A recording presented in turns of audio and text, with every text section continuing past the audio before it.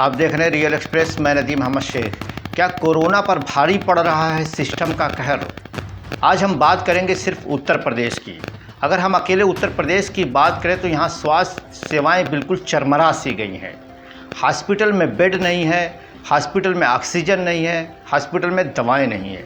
लेकिन उत्तर प्रदेश के मुख्यमंत्री का कहना है कि यहाँ सब कुछ शांति शांति है। अब वो कौन सी शांति है वो तो मुख्यमंत्री जी ही जाने।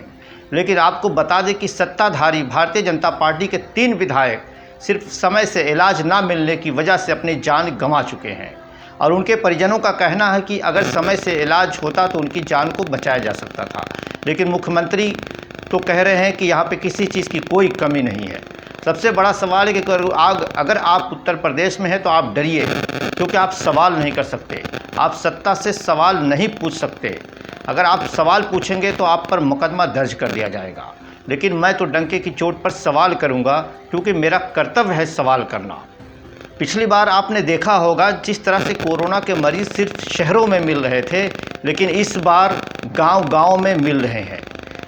जबकि सरकार को पहले चेताया गया था कि पंचायत चुनाव की वजह से गांव तक कोरोना दस्तक दे सकता है, लेकिन सरकार की कौन सी ऐसी मजबूरी थी चुनाव कराने की, ये तो सरकार ही जाने, सरकार में बैठे लोग ही जाने।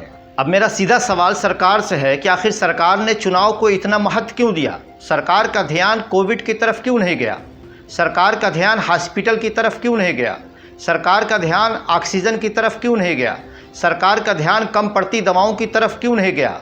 सरकार का ध्यान उन लोगों की तरफ क्यों नहीं गया जो चीख रहे थे, बिलख रहे थे, तड़प रहे थे, जो हॉस्पिटल के बाहर लंबी लंबी कतार लगाकर खड़े हुए थे? उनकी तरफ सरकार का ध्यान आखिर क्यों नहीं गया?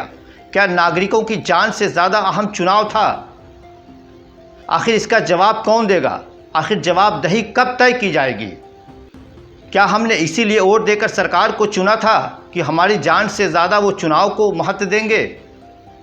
ये सबसे बड़ा सवाल है और इस पर आप मंथन करिएगा और मुझे बताइएगा कि आप कहाँ तक पहुँचे, क्या मैं कितना सही और कितना गलत हूँ। इसी के साथ मैं अपनी बात ख़त्म करता हूँ, लेकिन आप एक बार ज़रूर सोचिएगा।